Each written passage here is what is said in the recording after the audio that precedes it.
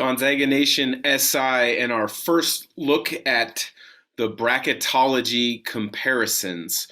We're now into the first week of February, the Selection Sunday show, and the reveal of the bracket is about 5.5 weeks away, meaning there's lots of excitement that is just on the horizon as far as where exactly Gonzaga and some of these WCC partners will be playing. And I say WCC partners because I still feel at this moment in time that there will be 4 teams from the WCC in the NCAA tournament. That's never happened before.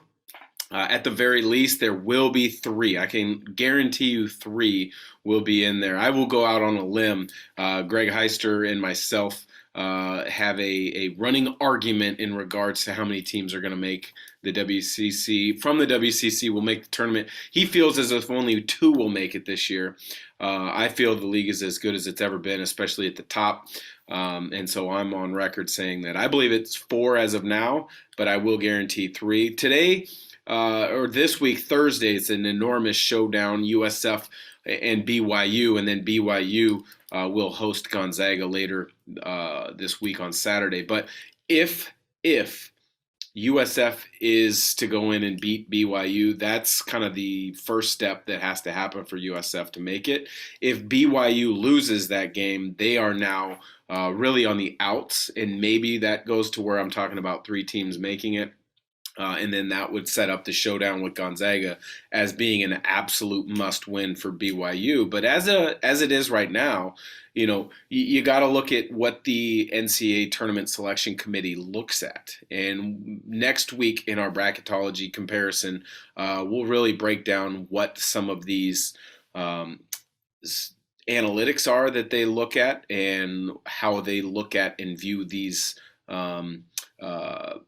tools to help them make the selections of the teams that we're going to be in it. So they look at the net rankings, they look at KenPom, they look at the Sagarin rankings, they look at BPI, they look at the AP and the coaches poll, and then they watch a ton of games, especially the last 2 weeks or so. They watch a ton of games because they want the best teams in the NCAA tournament. But one of the tools that has been talked about as becoming more important over the last few years is the net rankings. And so the net rankings breaks it down into quad 1, 2, 3, and 4 wins, quad 1 being the best wins.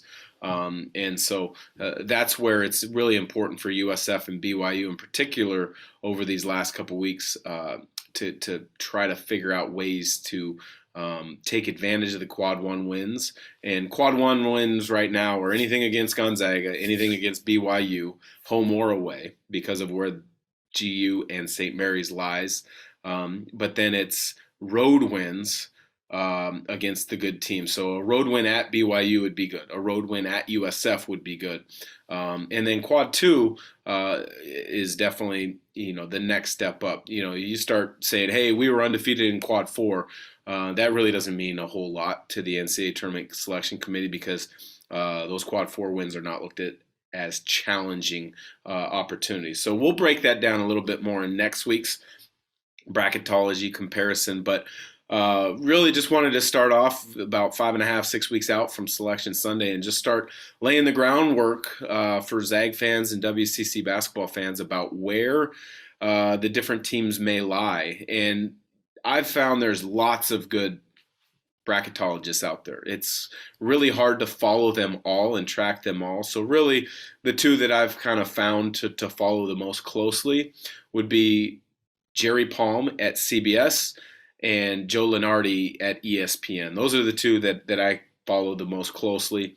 They're pretty darn accurate when it comes to picking their selections for the NCAA tournament. And when you look at both of them, so Jerry Palm has 3 WCC teams in. The WCC team that is not in and is actually one of the first 4 out is BYU, while Joe Linardi has 4 WCC teams in. All 4 of them, as I mentioned, Gonzaga, St. Mary's, USF, and BYU, and Joe Linardi's. And this is also interesting that we need to talk about why 4 teams are in from the league. Because really it's because the Pac-12 is down this year. As of now, Joe Linardi has 3 Pac-12 teams in, being Arizona, UCLA, and USC. Jerry Palm actually has 4 Pac-12 teams in, being Arizona, UCLA, USC, and the surprise to me, Stanford as a 12 seed. One other Pac-12 team that is kind of sitting on that cusp, sitting on that opportunistic bubble, so to speak. They're not in anybody's first 4 out. They're not even in anybody's next 4 out. But when you look at their net and the opportunities that they have coming their way, this could change. And that's the Washington State Cougars. They're, I believe, at 36 or 37 in the net as of beginning of this recording. So if that net were to hold true, that would be a big opportunity. And there is that opportunity because they still play the Arizona schools. They still play UCLA at home. And so they play Oregon. So they've got a chance to get some quad 1 and quad 2 wins. Now, you look at Washington State, they let one slip by earlier this year when they lost to USC by 2 at home. They were in that game the whole time. They also had a couple disappointing losses. Eastern Washington, South Dakota State, and Weber State were a couple New Mexico State that they'd like to have back that really would have bolstered their at-large chances. But as it stands, the Pac-12 has 3 in Linardi's. The Pac-12 has 4 in Jerry Palm's. And the other league to look out for on the West Coast that will be a multiple bid league is the Mountain West this year. Boise State, former Gonzaga assistant coach, is led by Leon Rice, a former GU assistant. They're on a 14-game win streak as of this recording. They've got an enormous game today. It's tonight, Thursday, February 3rd, at Wyoming. Yes, I'm saying that right. Wyoming is having an incredible year, and Wyoming is in the NCAA tournament projections as of now from both Linardi and Jerry Palm. But the Mountain West has 4 teams in from both Linardi and Jerry Palm, and that would be Wyoming. That would be Boise State, as mentioned. That would be Colorado State and San Diego State, who's kind of been the standard bearer for that league for quite some time. But jumping back into the predictions for the bracket for the WCC and Gonzaga in particular, we'll first start with Joe Linardi, and then we'll talk about Jerry Palm. So Joe Linardi has the WCC, as mentioned, with 4 teams in. USF, the Dons, are one of the teams that have one of the last 4 byes. So they wouldn't play on that Tuesday night games where it's the last 4 in, essentially to be in the field of 64. They would be in that field of 68. But Linardi has them, like I said, USF is the last 4 in as a bye. Gonzaga is the one in the West. In Portland, which is great for any Gonzaga fan. Obviously, Gonzaga, a lot of people say they're America's team, and they're gonna draw a great crowd anywhere they're at. But in particular in Portland or Seattle, they're gonna really draw big. It's a 5.5, 6-hour drive from Spokane. It's a 2.5, 3-hour drive from Seattle. Any Gonzaga alumni fans that are in California, it can either be a quick flight up or it can even be a drive up I-5. And it's one of those spots where you're probably not going to have to deal with inclement weather to get there with travel. The Rose Garden, they've changed the name. I don't even know what the arena name in Portland is anymore. But to me, it's the Rose Garden. It's one of the best arenas in the country. Seats right around 19,000, 20,000, so there'll be plenty of seats. I haven't checked, but I'm pretty sure tickets are all sold already for those sessions. And a lot of it is because Gonzaga fans travel so well. They probably swooped up many of those tickets early. But I'm sure you'll be able to find some of those extra tickets on the secondary market as soon as people know Gonzaga's there. The value of those tickets will be driven up. But Linardi has them as a 1 seed in the West, playing against Hawaii, the Rainbows in Portland. Linardi has St. Mary's, the Gales, as a 9 seed in the East region. He's got BYU as a 9 seed in the South, and he's got USF, the Dons, as an 11 seed in the South. So that's what Joe Linardi has for the WCC. As for Jerry Palm, he has Gonzaga as a 1 seed again. And he also has them as a 1 seed in the West in Portland playing against Hawaii. So that one looks pretty comfortable right now if you're a Gonzaga fan. Barring any slip-ups, Gonzaga should be the 1 seed in the West. The only way I see that possibly changing, and I say this, I think Gonzaga could afford one loss in the WCC or the WCC tournament and still be the 1 seed in the West. I still think that's absolutely the case.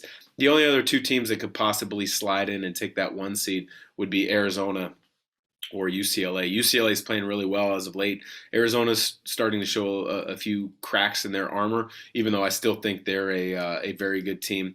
I believe Linardi has them as a 4, and no, excuse me, Jerry Palm has Arizona as a 4. Linardi has as a 3.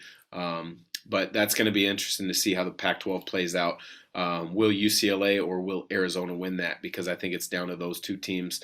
USC, they've slid a little bit over the last 2 weeks or so. But Jerry Palm, yes, has GU as a 1 seed in the West in Portland. They also have, Jerry Palm does, for CBS Sports, he has St. Mary's as a 7 seed in the East. Now that's impressive that they're so high as a 7 seed. And not a 9 as Linardi. And that's big because, you want to try to stay out of that 8-9 game because what do you get? You get the 1 seed. So big news for St. Mary's to be pegged as a 7 seed at this time in the East by Jerry Palm.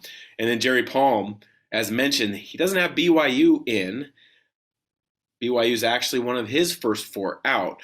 But Jerry Palm has USF as an 11 seed in the Midwest. So that's really interesting. So great to follow Bracketology comparisons on multiple websites. As I mentioned, there's lots of them out there, but the two that I found to be the most productive or fun for me to follow would be Linardi of ESPN and Jerry Palm of CBS Sports. So appreciate you checking out the first Bracketology comparison on Gonzaga Nation SI.